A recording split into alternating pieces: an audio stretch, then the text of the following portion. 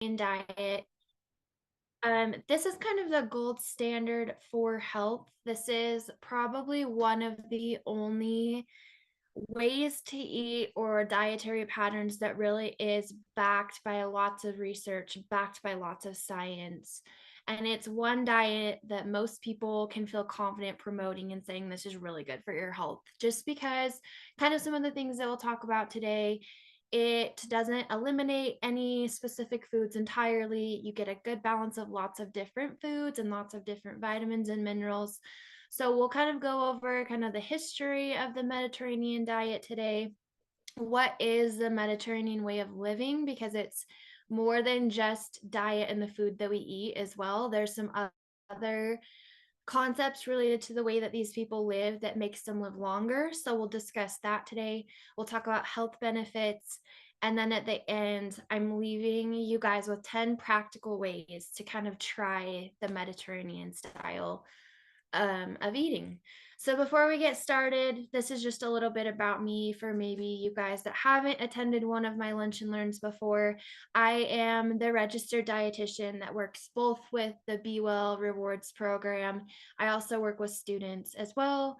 I did both of my degrees here at USU and have had lots of clinical training related to certain types of chronic diseases. And then my hobbies include reading, being outdoors, and spending time with family when I'm not working. So that's a little bit about me. Kind of diving in to the history of the Mediterranean diet. So back in the 1950s, there was a researcher by the name of Ansel Keys, and he conducted what's called the Seven Countries Study. This was back again in the 1950s and 60s, and he was really interested in lowering rates of heart disease, specifically in America, because that's when we started to see rates of heart disease rise. So he wanted to figure out what are these people doing in the Mediterranean or the olive growing region to have lower rates of heart disease, lower rates of like high triglycerides, which are just unhealthy fats in our blood. They also have lower rates of cholesterol over in that region. So he just wanted to study everything related to heart disease and why these people had such lower rates and lower risk of heart disease. They also had a super high life expectancy compared to people in the US at the time as well. Um, and this is attributed to dietary factors. And again, it also is partially lifestyle factors as well, which we'll talk about. But his findings with that study, I'm just going to check the chat because maybe, okay, it's just Alyssa. I just wanted to make sure people could hear and see me. With his study, it was over a super long period. So he had 5, 10, and 15-year interval check-ins. And he found that specifically with this diet, the like main benefits was the fat ratio of the types of fat that these people were consuming. So they had a really high intake of what are called unsaturated fats compared to saturated fat intake. And that ratio, he explored a little bit more and kind of found that optimal ratio. But that's one thing that he noticed as they were eating more of those heart healthy fats that we typically encourage people to eat. They also eat a lot of bread, a lot of pasta, vegetables, herbs, garlic, onions, olive oil, rather than like meats or other sources of saturated fat. So again, kind of that fat comes into play in multiple different areas, but those were kind of some of the main things that he discovered from his study. And these countries specifically that he looked at were like Finland, Holland, Italy, Greece. He did compare like Japan and the US. So, kind of looking at the dietary patterns of all of these people and kind of examining which was the best. He did also determine there's not one singular way of eating, even among these countries that he studied. Every region is a little bit different in the things that they consume. So there's not one right way to follow the Mediterranean diet. It's really just your overall dietary pattern, but kind of some of the things that he found throughout his research and his studies. And this is kind of what really sparked a lot more research into the Mediterranean diet.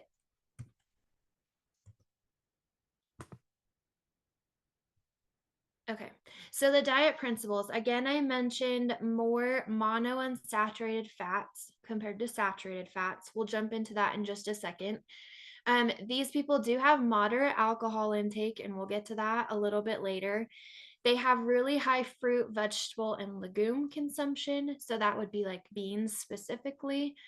They have high whole grain consumption, moderate dairy and egg consumption, and then low meat and sweet consumption.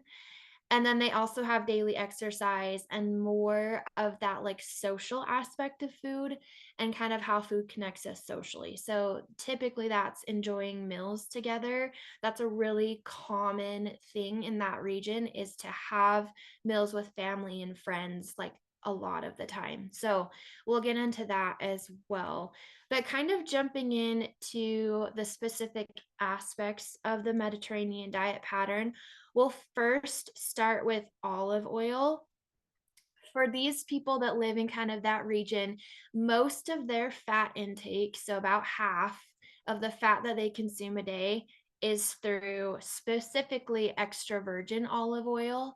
So that's used on their salads, in a lot of their cooking, and a lot of their dishes. You can find some source of extra virgin olive oil in there.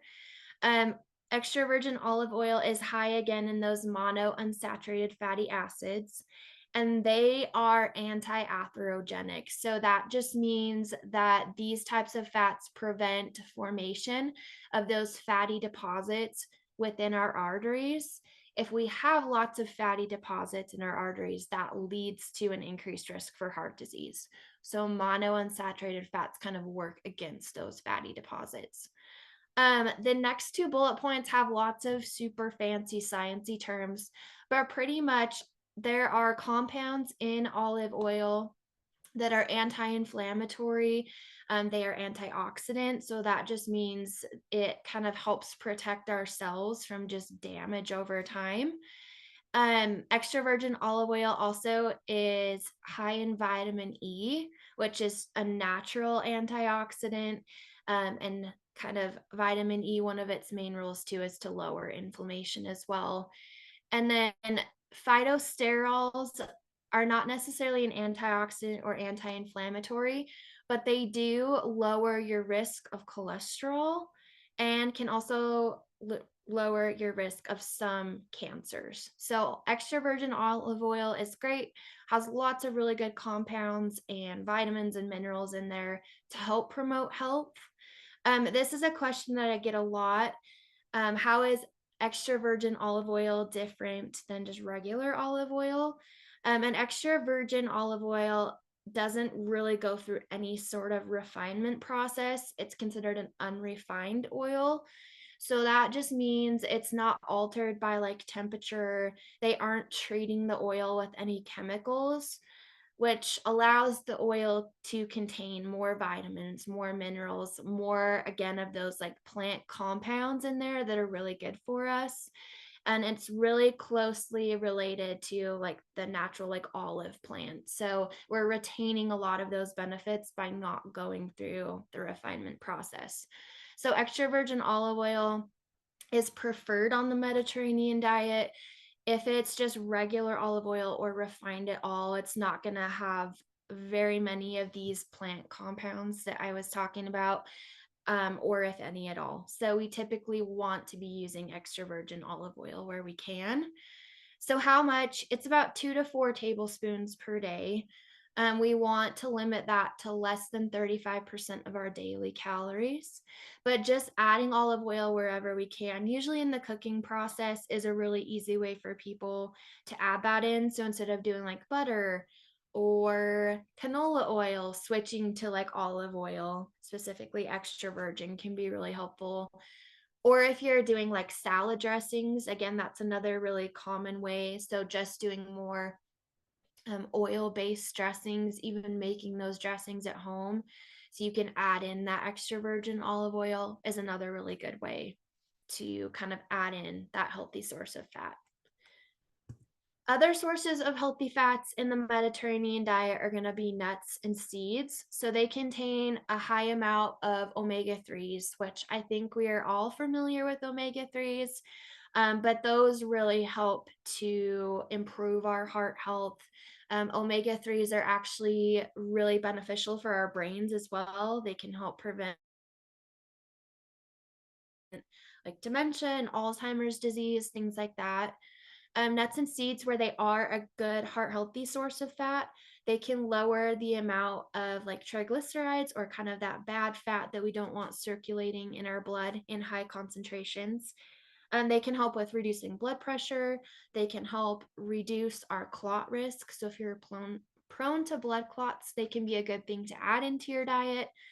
And nuts and seeds are also just anti-inflammatory. They naturally decrease the amount of inflammation in your body because of the omega 3s, because of some of the other vitamins and minerals that are in there. So nuts and seeds are great also in multiple ways. And again, kind of how much with these, we're aiming for typically about a quarter cup of nuts or seeds, or about 2 tablespoons of nut butter per day. Is kind of the like blanket recommendation for kind of the Mediterranean diet. But just a little bit. We don't need a super high concentration of nuts and seeds, but again, just kind of adding in those healthy omega 3 fats and other things. Kind of moving on now to other aspects. So, fruits and vegetables, I think we all know we need to probably eat more fruits and vegetables. I don't think that's a shocker for anyone. But fruits and vegetables are super high in lots of different things that protect our hearts. Again, those antioxidants, super high in fiber, vitamins, minerals, all of those can promote great heart health. A high intake of fiber is significantly associated again with lower prevalence of heart disease and stroke. So we ideally want about 25 to 30 grams of fiber per day, with about like half of that to a little less than half coming from soluble sources of fiber, so our fruits and vegetables. Eating fruits and vegetables in season means there is more flavor. They are fresh. And that is a key kind of characteristic with the Mediterranean diet is they do eat lots of fresh fruits and vegetables. Um, where we may not have access to that here in Utah the same way as they do in the Mediterranean region, just because of our climate, any fruit and vegetable intake is going to be good. So if it's frozen sources, if it's canned sources, obviously fresh is kind of what we're comparing ourselves to with the Mediterranean diet, but we just want to make sure we're having fruits and vegetables with every meal. Maybe every snack that you eat a day, trying to find a way to incorporate fruits and vegetables as well. But we want these at least with every meal every day, and usually covering half of our plate to get all of that fiber and all of those vitamins and minerals. And again, aiming for like 25 to 30 grams of fiber per day.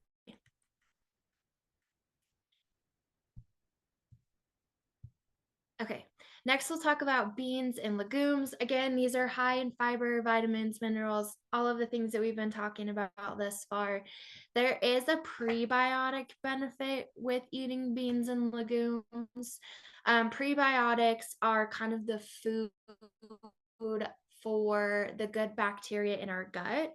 So if we're having lots of prebiotic foods, this could be again fruits and vegetables, it could be whole grains, it could be beans, it could be lentils, peas are another type of legume. Any of those things are going to break down into those prebiotics, which feed the good bacteria in our gut. If we have lots of good bacteria that are flourishing in our gut, that typically leads to better gut health, which also leads to just better health in general, because our gut is really important for all aspects of our health and our body. So we want to make sure we're giving our gut the good foods that it needs as well. So just having more beans, again, lentils, peas, edamame, things like that could be ideas for legumes. If you are doing beans, a lot of us don't buy dry beans. Maybe you do. So canned beans are also an option. With canned beans, we want to choose no salt added typically.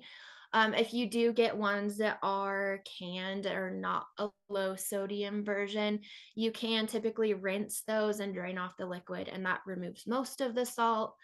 But if we can get lower sodium versions at the beginning, that's super helpful. And with beans and legumes, we want to aim for at least 3 half-cup servings per week. So that could be incorporated with any of your meals. It could be a snack. So hummus is pictured here. That's a great way to incorporate beans for a snack, adding hummus to salads or different things like that. But those 3 half-cup servings per week is kind of what we want. It's kind of like that ideal of what to aim for. Next we'll move on to grains and cereals. So again, grains that are specifically whole wheat or whole grain, and any, again, whole grain or whole wheat cereal products, they're going to be rich in iron, fiber, lots of B vitamins. They promote our fullness. They also help to regulate our blood sugar. So a lot of times I get the question like, oh, that's kind of weird because if we're like told to watch our blood sugar. We're typically told to watch the amount of carbs that we're eating.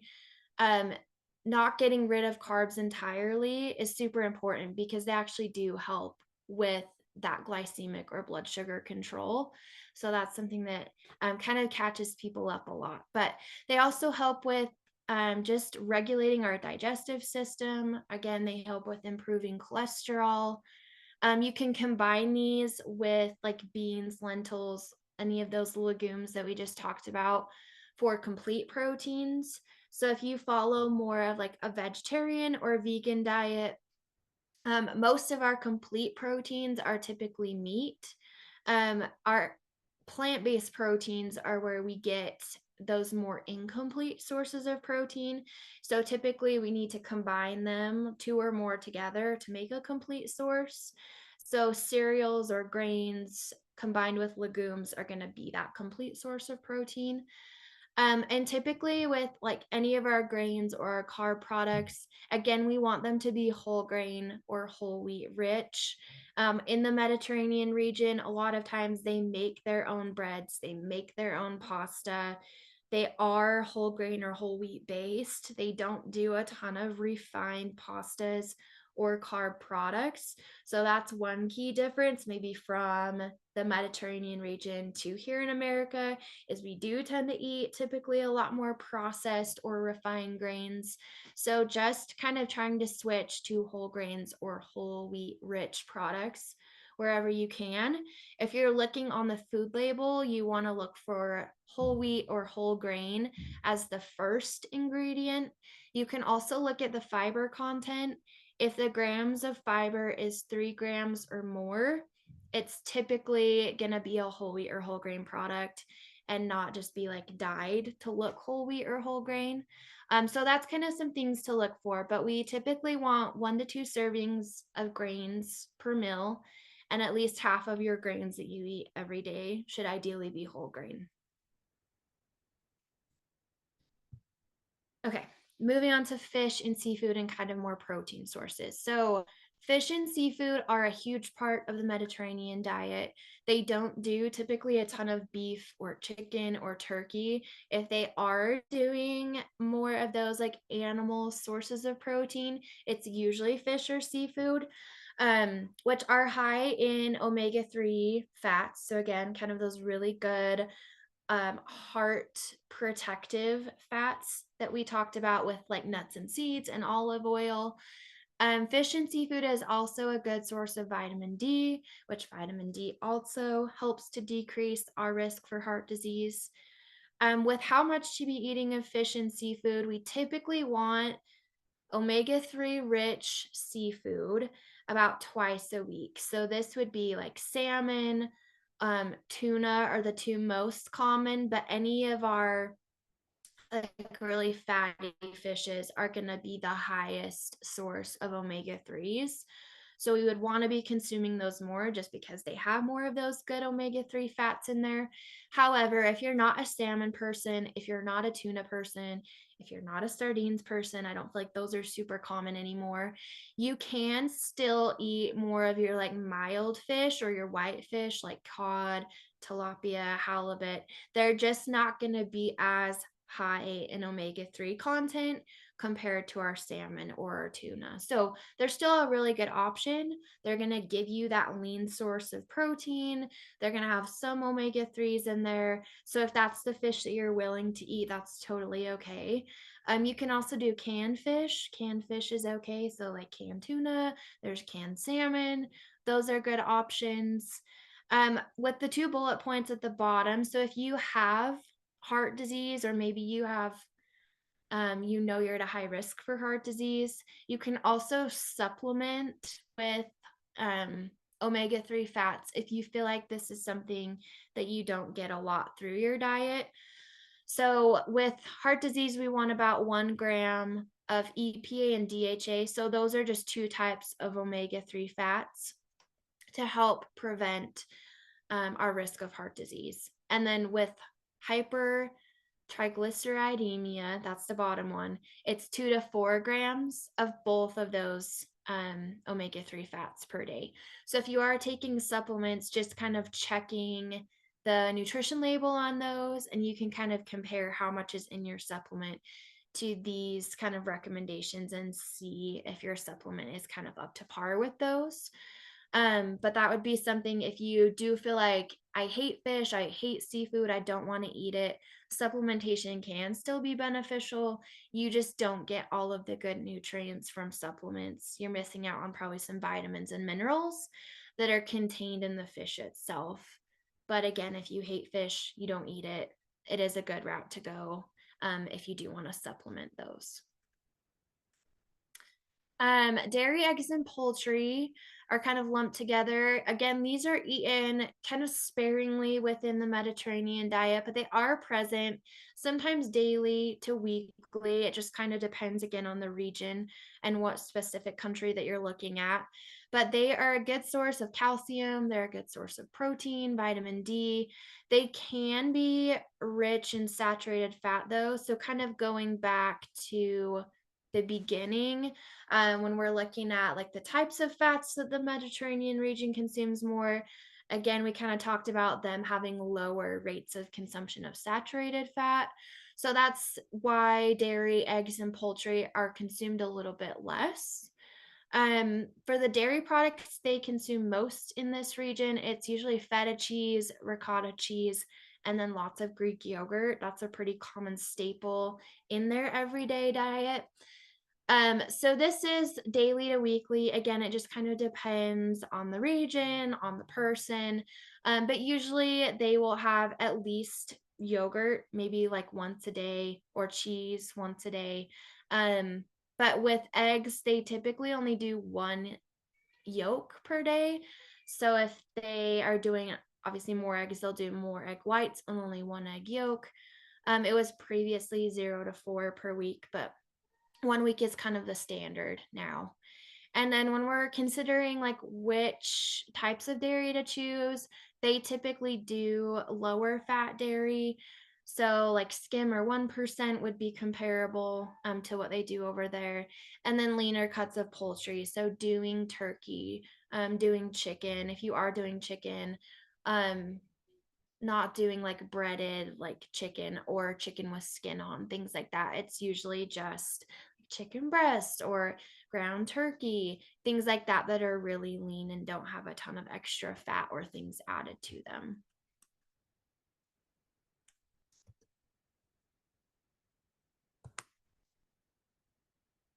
Okay. With meats and sweets over in the Mediterranean region, they are typically a lot more expensive and they are harder to access just because they don't have tons of cattle over there. Specifically, red meat isn't something that they sustain themselves off of, which is definitely different from here in the US, but they just don't have access to a lot of like meat products typically. Usually, if they grow anything, it's fruits and vegetables and things like that. So they typically kind of in the region is standard is like red meat maybe like every other week to a couple times a month. So it's a lot less consumed than it is here. Um, Meat is higher in your saturated and your trans fat content, which can increase your LDL, which is referred to as like your bad cholesterol. Again, I don't want to say that beef or pork or any of your red meats are bad and you should never eat them, because that's not true. They can still give us lots of protein, lots of B vitamins, lots of other really good things. But if we're looking at the Mediterranean eating pattern, they just don't eat a lot of them. And typically, if they do, it is leaner cuts of like beef or pork, more of those red meats. So, like our round cuts, our shoulder, our tenderloin cuts, sirloin cuts, and then chuck cuts. And typically in the Mediterranean region, they really don't do a ton of like sausage, bacon, any like really heavily processed meats like deli meat isn't a super big thing there. They avoid a lot of fried foods and they avoid a lot of like processed sweets. When they do desserts over there, it usually is fruit as a dessert, and that's where fruit comes in a little bit more. So they do a lot more of those like fruit based desserts and not any of your typical like sweets or treats that you think of. But with meats and sweets, it's typically less than 2 servings per week is what's recommended. Again, sometimes only monthly they'll do meats or sweets. So just really trying to like trim down the amount of times we're consuming those. Usually with a lot of my clients that are like trying the Mediterranean diet, I usually tell them to aim for like once a week. That's maybe more of a realistic goal here in the US. And then obviously if you feel like you can cut down more, that's great. But once a week is usually a good like starting place for most people with meats and sweets. And then alcohol, like I said, is another big part of the way of living over there. And specifically, it's red wine made from grapes. They are finding, and they're doing lots of research with a compound called resveratrol right now. That's the compound that's found in red wine that comes from grapes. They're finding lots of heart protective benefits with red wine specifically. It also lowers blood pressure. Um, However, they don't quite know if it's the compound in red wine or if it's kind of a synergistic effect with like other dietary components. So, if drinking red wine and eating a really healthy diet that's high in fruits and vegetables and whole grains and olive oil, if all of those things put together are causing more of the heart protective benefits. So, they don't know if it's like red wine versus everything else that we're doing in combination with the wine. But over in that region, typically women will drink 1 3-ounce glass of wine per day, and men is usually 7 ounces twice a day. Okay, so when we're looking at the Mediterranean diet pyramid, this is kind of related to the way the US used to do their food pyramid. So the Mediterranean diet kind of made their own little pyramid just so people could kind of visualize this a little bit more. So at the bottom, fruits, grains, olive oil, beans, nuts, seeds, legumes, herbs, spices are going to be again at the bottom. You want to eat these multiple times a day, maybe with all of your meals. As we work our way up the pyramid, we want lesser concentrations of those foods. So meats and sweets again are at the top, maybe doing those very sparingly. Fish and seafood more than like poultry, eggs, and cheese, but kind of using this to kind of guide you in what foods to incorporate more and maybe what foods to incorporate less.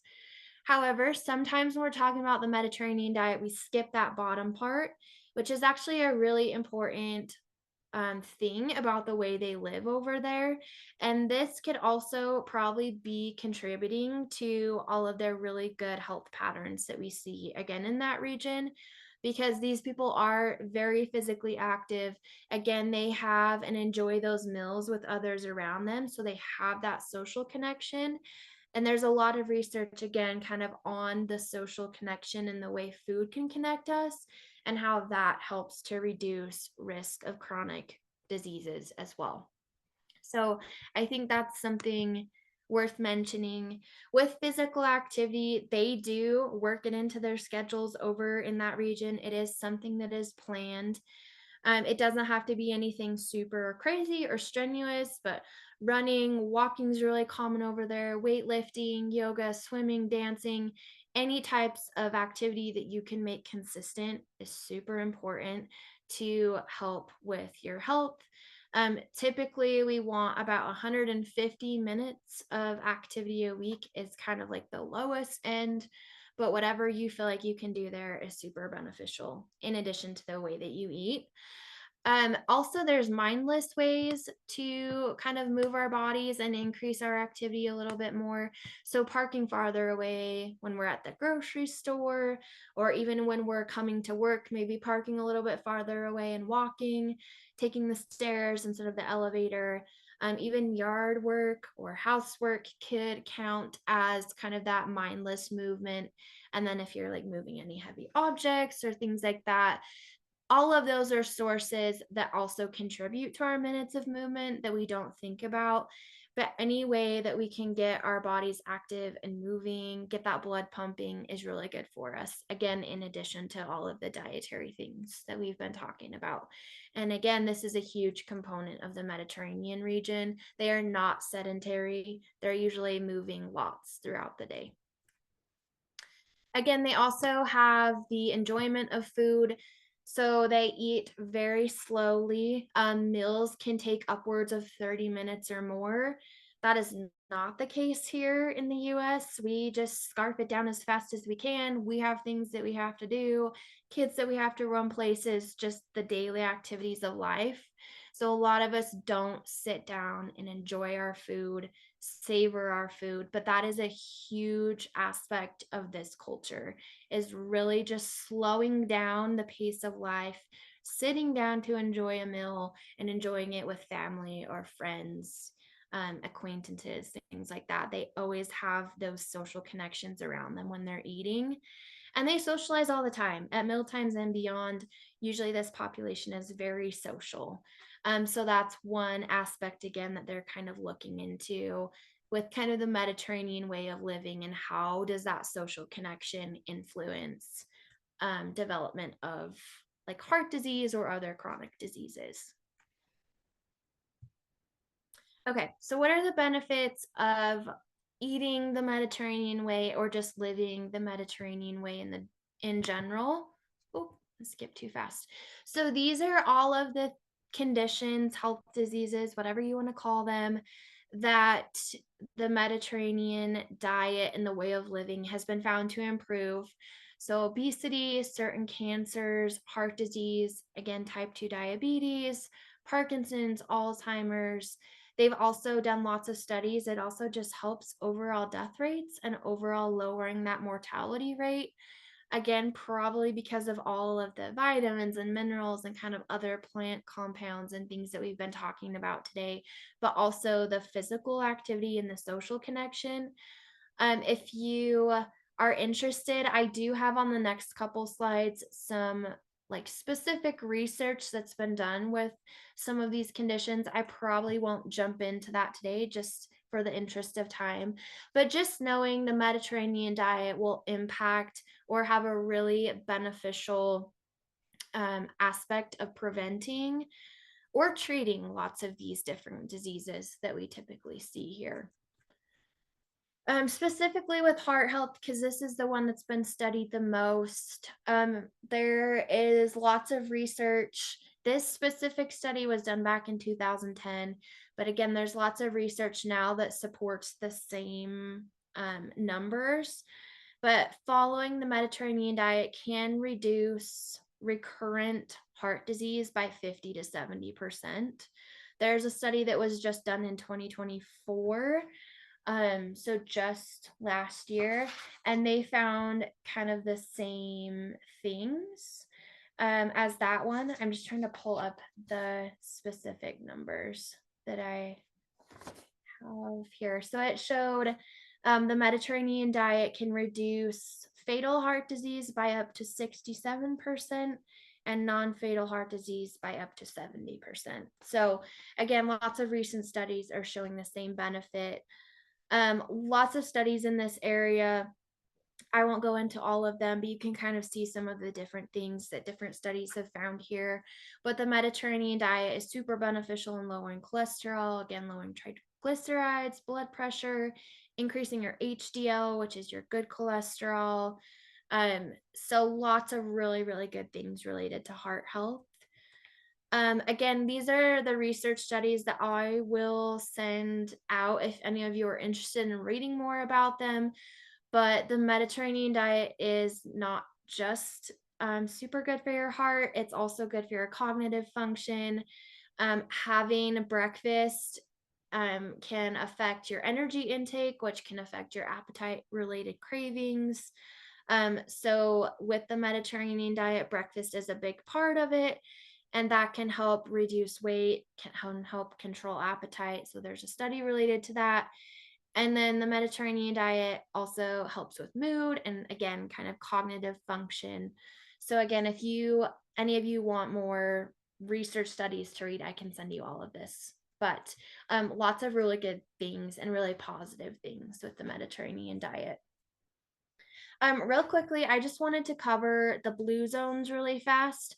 So these are specific areas in the world where people live the longest.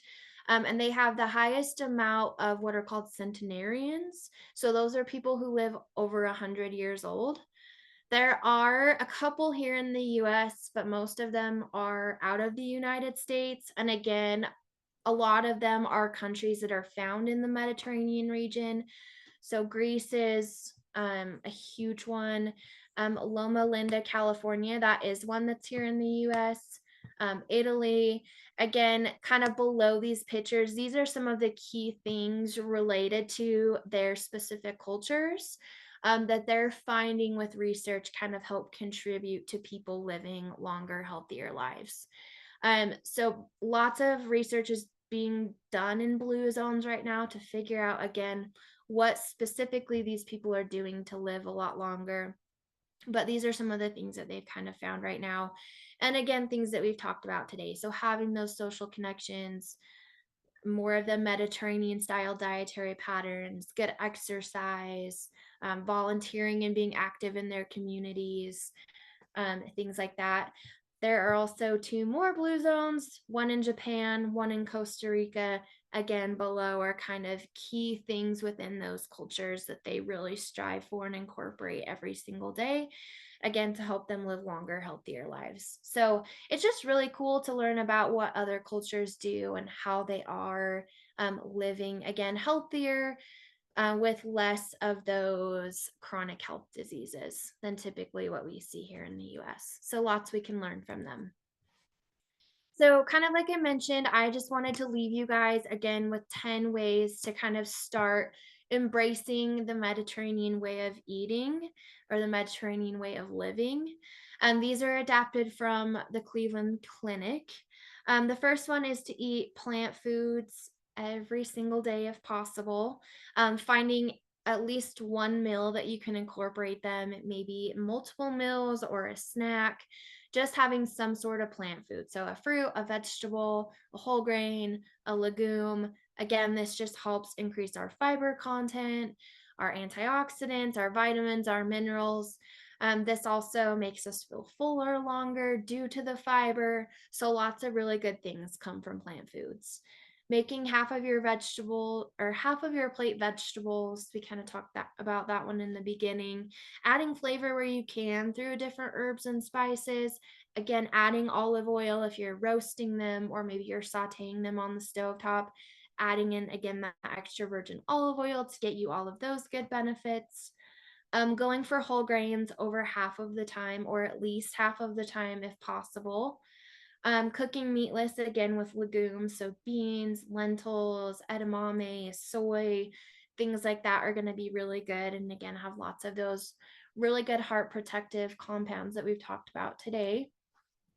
If you do consume alcohol, doing so in moderation and with meals, and maybe doing more red wine, again, to kind of get that resveratrol, which is super good for us. Number 6 is embracing healthy fats with nuts, seeds, and again, olive oil, preferably extra virgin if we can. Moving your body often, even 10 minutes here and there adds up, kind of getting to that 150 minutes a week of exercise, but really just moving our bodies again whenever we can be super beneficial. Um, the last couple, eating that fatty fish, so salmon, tuna, again, are the most common ones, but any fish, aiming for at least twice a week, even once a week is super beneficial. Um, Limiting red meat and our high fat proteins in favor of lean proteins like poultry, so chicken, turkey, things like that. Watching, again, like egg consumption. If you're doing like dips or things like that, making dips with like Greek yogurt base instead of like sour cream base can be a really good way to incorporate more yogurt, or doing yogurt in the morning with some like fruit, things like that. If we can top our salads with like feta cheese, that's a good source of kind of cheese that's not as high in like saturated fat. And again, feta is super common in the Mediterranean region. And then maybe one of the biggest ones is just slowing down and enjoying meals with others, and really just taking time to savor our meals, again, enjoying that social connection with maybe our families or others around us when we're eating, to kind of incorporate some of those social concepts related to the Mediterranean region. So just some key takeaways from today outside of your 10 actionable steps. The Mediterranean diet, it when we're looking at the benefits that it provides, it is way more than just a way of eating or a dietary pattern. It's kind of a total lifestyle shift. So again, recognizing physical activity plays a role, recognizing those social connections play a role, and incorporating more of those as well. I think we've talked about it probably enough today, but there are so many benefits from the Mediterranean diet for heart disease, for other risk of chronic diseases and management of those diseases, but especially like heart health, we always highlight with the Mediterranean diet. So again, if you are at risk, if you have a strong family history of heart related diseases, the Mediterranean diet can be super beneficial in preventing any of those, but can also be really helpful if you do already have heart disease in the treatment as well. And then really just focusing on plants, being intentional about our protein choices, and choosing those healthy fats, extra virgin olive oil, nuts, seeds where we can. Again, not saying you have to go vegetarian or vegan, but just kind of taking any steps we can to eat more plant-based foods can be really beneficial just overall for our health in general. Even if you don't want to eat exactly the Mediterranean way, just incorporating any type of plant food more into your day can be really beneficial. Um, that's the end of my slides. I saw a couple questions in the chat, so I just wanted to leave time for those as well. I will leave like my email address up and things like that. I'm just going to check the chat real quick, but if any of you have questions, you can also unmute yourself at this point as well.